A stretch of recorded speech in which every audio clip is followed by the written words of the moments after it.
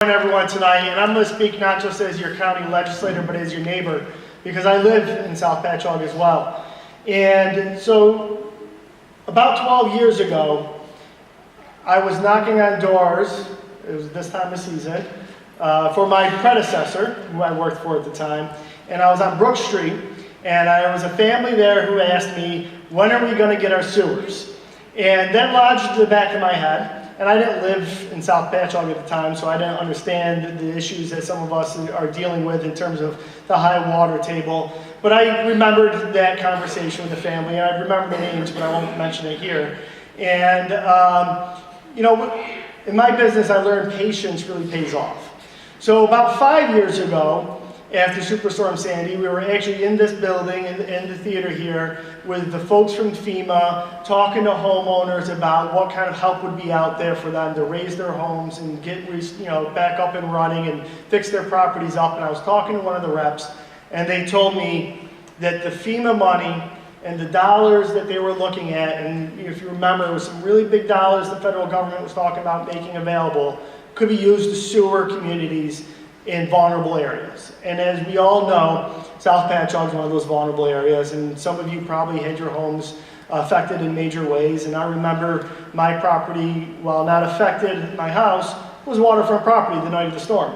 So I lodged that into my memory, and then a little bit after that, the county executive, Steve Ballone, was putting together a plan to apply for those FEMA dollars to sewer 3 communities in Suffolk County, along the Forge River in the Massac-Shirley area, along the Connecticut River in the Great River area, and along the Carls River in Wyandanch and Deer Park. Because those are 3 areas where we were already looking at either creating a plant or could expand the Southwest Sewer District. And I went to the county executive and I said, we got to consider Patchogue, because Patchogue Village is affected in the same way. We're on the Patchogue River. We're actually between 2 rivers, 3 if you count Tunnels Creek. You have the Patchogue River, and you have the Swan River, and of course we have the bay. And we needed to take a look at how do we protect our community as well. And fortunately, we were also in a community that had a sewer system. And the great wisdom of Mayor Pontieri and his predecessors, not only to build the plant, to expand the plant, and to ensure that whenever out-of-district connections happened, like the condos down on South Ocean Avenue, that they ran a second line so that there was capacity for homeowners to connect in the future. We were the perfect place to apply for the dollars, and the county executive agreed.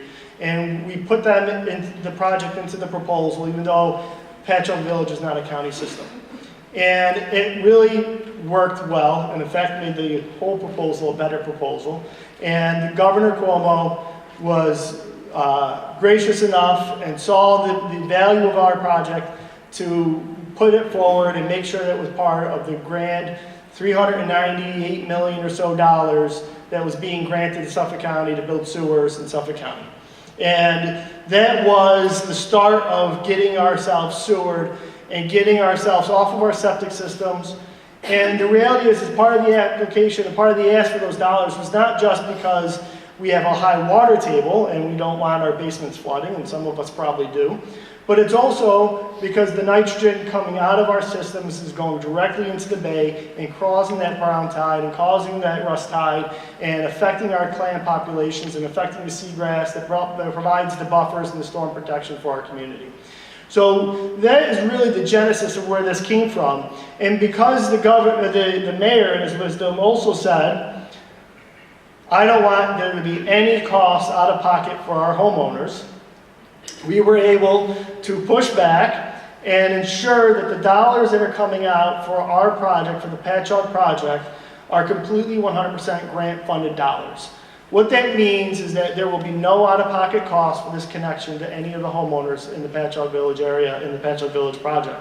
So we're actually up to a $29 million project for our community. And that's going to come in 2 different funding streams. So the first funding stream is the Community Development Block Grant Disaster Recovery Funds. And those dollars are specific to the infrastructure needs. And so when I talk about the infrastructure needs, that's the pipes that are going to go in the streets all throughout our community. And as I said, part of the reason why our project made a lot of sense and was really cost effective because laying pipe is expensive, it's like $2 million a mile, is because the mayor in his wisdom made sure that pipes were laid. So Cedar Avenue has got many pipe in along the street. Gilbert does, South Ocean does, other parts of the community do. So there's already pipes there. But a portion of the funding is going to be for those infrastructure needs. And that project's going to be done in concurrence with the second funding stream, which is the Hazard Mitigation Grant Program. And those are the dollars that are specifically going to pay for the laterals that bring the pipe to the pump in our front yards and connecting our homes.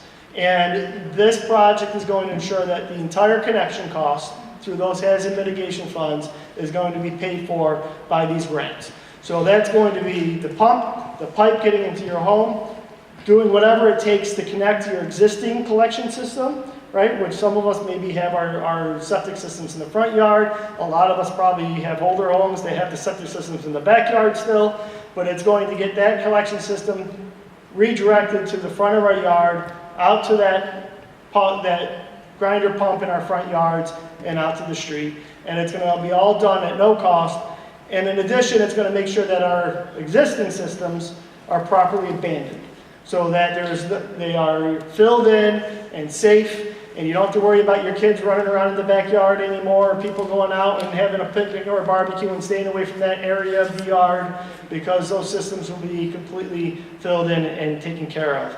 So that's where these dollars are coming from. And here's the thing to note. We're the only of the 4 river projects that are part of the sewer project that are 100% grant funded. So every other area that's being looked at is going to be looking at having some sort of cost to the homeowner in terms of bonded costs that they're going to have to pay back over time as part of their operating expenses in order to get those connections. So we're in a really unique position because of some of the good fortune that we had leading up to this and our ability to really leverage the effectiveness of this program.